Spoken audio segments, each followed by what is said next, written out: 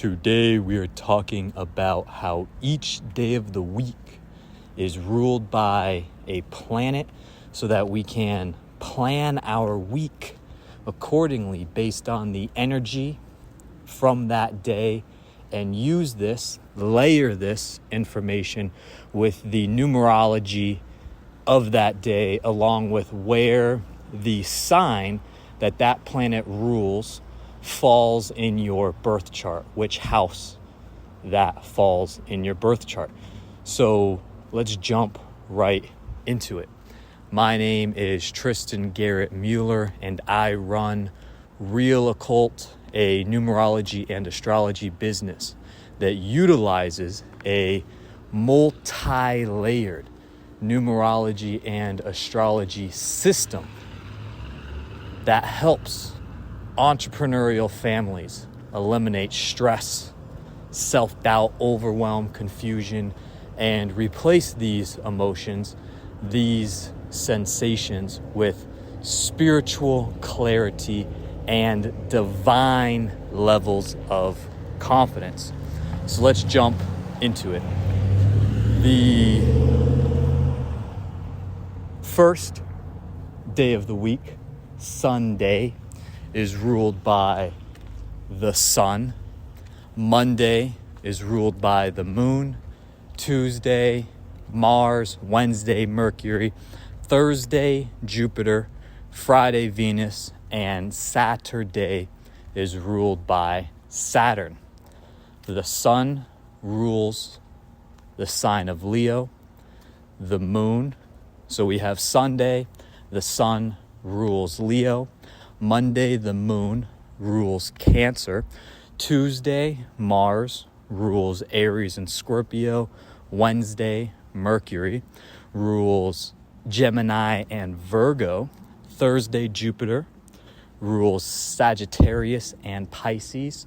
Friday, Venus rules Taurus and Libra. Saturday, ruled by Saturn, rules Capricorn and Aquarius. So Sunday, the first day of the week, the sun is vitality. It is how you process and express those emotions. It is boldness.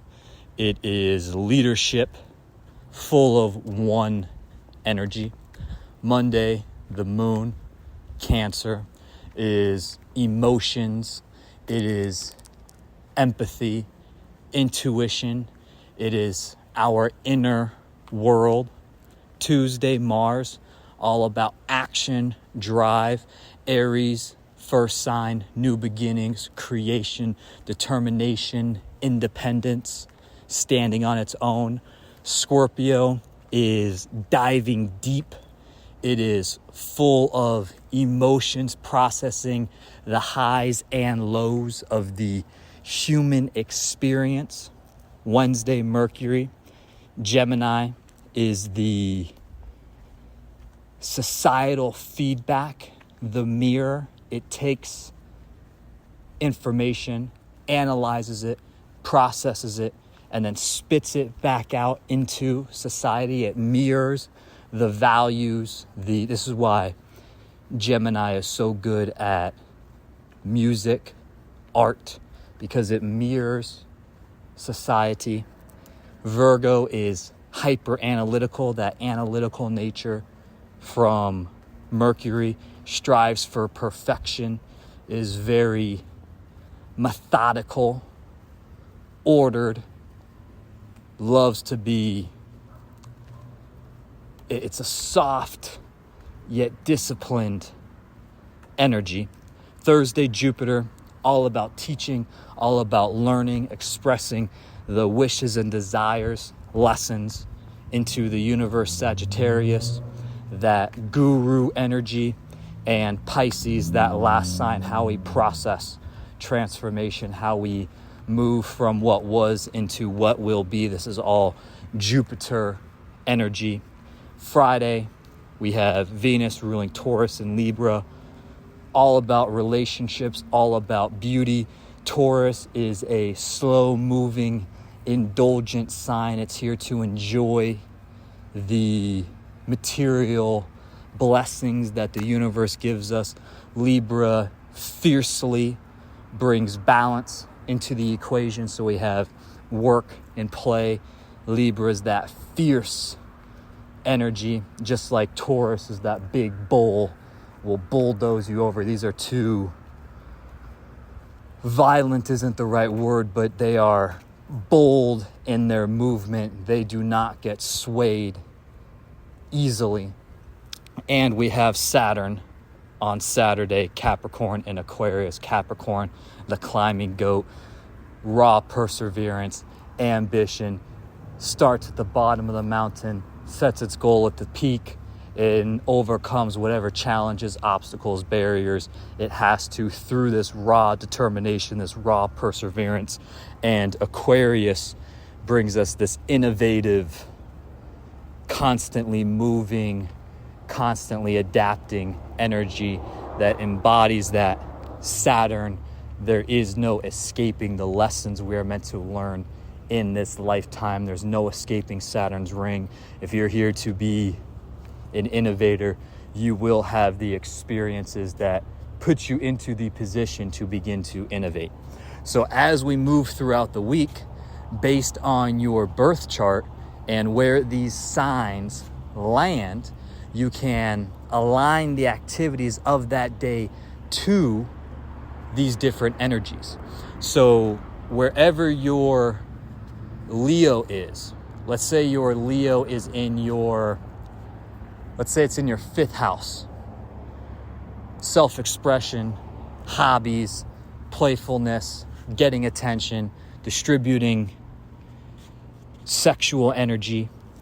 You can have Sunday be your big creative day. Tap into the sun, this expressive leadership type of energy. On the day that you have Leo in your 5th house, these things would align with each other. If you have Gemini in your 5th house, the day to double blessing day to do all of the distribution of your marketing would be Wednesday. So you would have the communicative Gemini energy in your 5th house, all about communication, expression, or even if it's in your 7th house, relationships with the public. And Wednesday being ruled by Mercury, the distribution of information, how you analyze and process information. Wednesday would be a day to do the heavy lifting for your marketing. And now you can do another layer on top of this with the numerology of the week. So let's say you have Gemini in your 5th house. You have that creativity house, self-expressive house, and Wednesday rolls around, and Wednesday is a 5 life path, 3 energy day. It's a 5 life path on the 21st of the month. You have 4 layers of positive distribution of media stacking on top of each other. You have Gemini in your 5th house on a Mercury-ruled Wednesday. So there's level 1, or layer 1, then there's layer 2, and now you have the 5th life path, entertainment, self-expression, grabbing a hold of attention, and it is on the 21st of the month, that 21-day energy, meaning we access and maximize our access to that life path, to the planetary energies of that day by utilizing both 2 and 1 energy, which gives us nuance and flavoring to that 3 base day energy, 2 and 1 combining together to give us 3. So we would have the feminine, intuitive, all from 2 energy, the feminine, intuitive, cooperative, tactful, connective energy from the 2, combining with the leadership, boldness, willing to stand on your own, express yourself independently from the 1, all combining together to give us flavoring and nuance to that raw communication, self-expressive 3-day energy, allowing us to tap into that 5 life path of attention grabbing, entertainment, media life path. And we are being supported by the Mercury ruled Wednesday energy, communication, self-expression, writing, speaking, grabbing attention, disseminating information through holding attention. And we have Gemini in our 5th house. So we have all of these layers stacking on top of each other to help us distribute the message that we are desiring to distribute. And this is how, as we move throughout the month, we will have, if it's a 3-day, we have the 3rd, 12th, 21st, and most months, besides February, the 30th. So we have 4 opportunities that month to utilize the 5 life path 3 energy, compounding, and those are going to fall on different days of the week. The best day, depending on the different planetary, and now we could do another layer on top of this based on the planetary transits happening in the sky. Where is the sun? What planet's the sun in? What house or what sign is the sun in? What house is that in? What sign is Gemini currently sitting in? Even though it's in our 5th house, what planets are currently sitting in Gemini? I apologize, I'm moving and grooving here. What planets are currently sitting in Gemini, acting upon that 5th house, giving us extra flavoring to that energy so that we can align ourselves with these energies so that we can compound 4 times that month, giving the universe the inputs in order to attain the outputs we desire. Newton's 3rd law, for every action there's an equal and opposite reaction. We have 4 opportunities that month to give the actions, give the universe the inputs in order to get the outputs we desire. And so this is how you can layer the numerology with the days of the week and the planetary energies of that day, with the houses that the ruling signs, the signs that are being ruled by that planet, sit in your birth chart. And then you could even add in a little bit of dessert on the top layer and look at what active transits are happening in the sky for that month. What planets are on what signs as we move throughout these energetic cycles.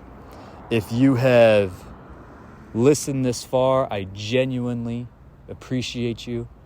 And if you would like a personalized, free, 100% free reading and strategy session for yourself and or every member of your family, you can book a, like I said, completely free time slot at realoccult.com.